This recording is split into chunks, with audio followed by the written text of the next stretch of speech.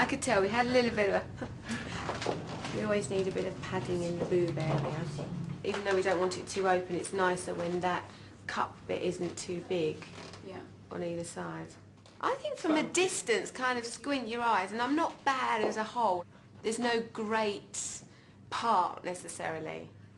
I've got quite nice ankles actually. I've got tiny ankles and tiny hands. It's much nicer, Sebastiano, when that cuts across there and when that does that. It's much nicer, don't you think, to have smaller little boob bits. One-off outfits like this, I'll wear it once and then no, I wouldn't wear it again. I've got a room at home where I keep all my clothes that I've worn, and it's great. And one day I'm hoping to have a daughter that I can pass them all down to. It's amazing. So I've got all the Spice Girls clothes as well in there. So it's amazing how not just my style but how my shape has changed. This was the original sketch of the dress. For someone who loves fashion, is interested in design, for me to have these is... because I'm a bit of a collector. I love the dress that I wore for Elton's white tie and tiara ball, the Ming vase dress. David actually picked this one. This one was actually in the fashion show, and he saw it, and that was actually where I started sort of getting to know Roberto more. We're going to go for the glitter here and going up here. I don't think we want too much glitter on the boob area. I think it's a great colour. I think it's really summery. I think it's sexy, but it's also very comfortable. You know, I don't go out that much, but when I do, I like to make an effort, and David's exactly the same. But with me, it's more of an effort. You know, he wakes up in the morning looking fantastic. I think it's gorgeous. It's absolutely beautiful. You know, and I can also help with the parking, because the parking attendants are going to be wearing these kind of voluminous jackets. I have met celebrities that put on an outfit and turn on the whole sex appeal. That's not me. You know, girls like me, I'm a girl's girl. I'm not one of these women that I think men drool over. That's not my thing. I feel nice and, you know, I like to think I look nice, but I want the women to say, that's a nice dress and she looks good in that. How many people have the opportunity to have Roberto Cavalli actually make a dress for them? I mean, it's exciting, and that's something that I'll never take in my stride or become flippant about. That's a big deal. Even though I look miserable as sin in most of the paparazzi pictures, inside I'm really excited.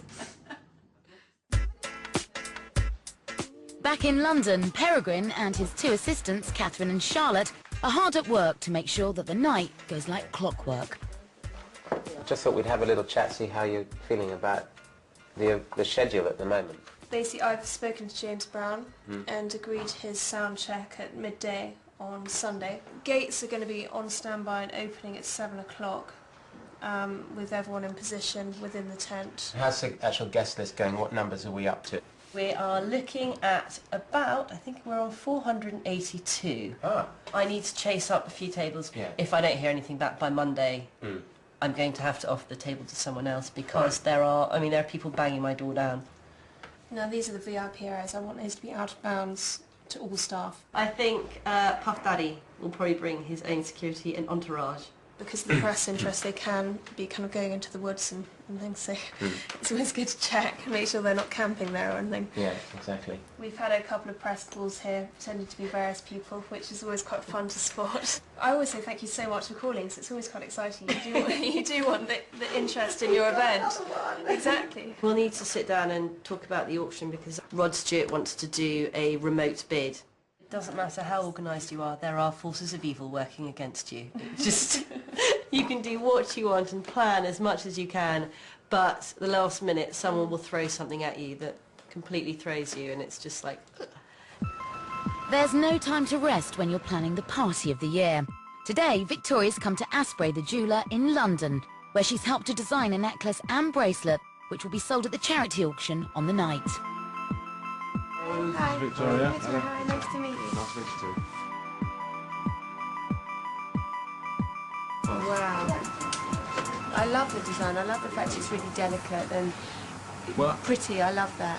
It's lovely to come and look at all these fantastic diamonds, but actually to meet the people and actually see them, you know, making the jewellery is fascinating. For something like an auction where obviously we want people to spend lots of money for the charities, we want something that's very wearable so more people feel comfortable putting their hands up. It's an 18-carat white gold, obviously. There are 27 carats, 261 marquees, which are the little ovally ones, and 66 brilliants. That really is beautiful.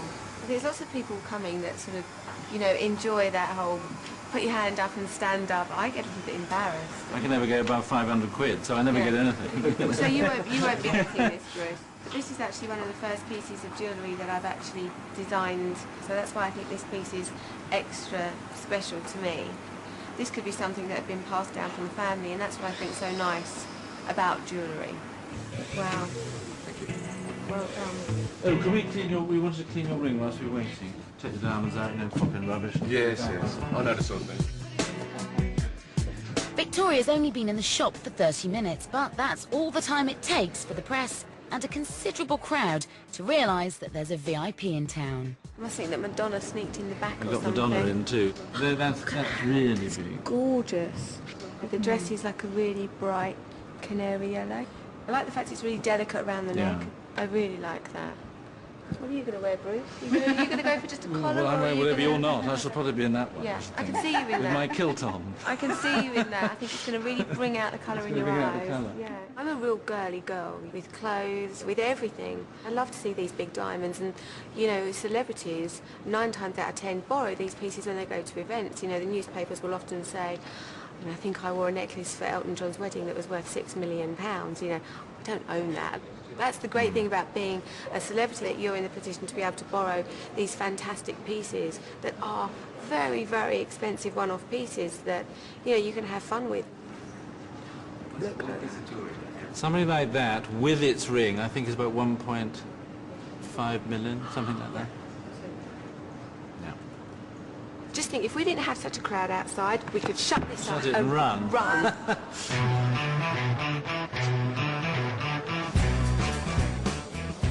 Welcome to Victoria Beckham's world when she's in London.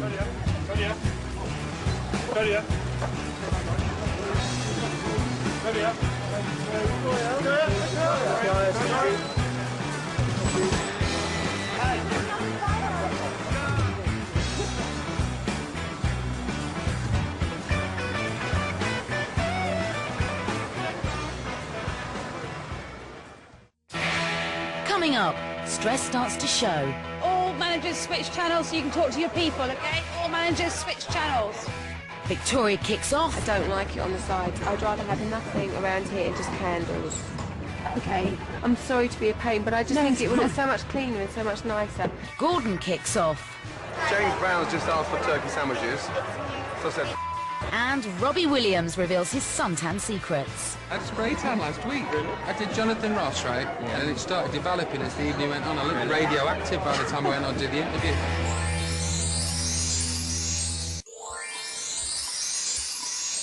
I'm only happy when it rains. This party has been 6 months in the planning.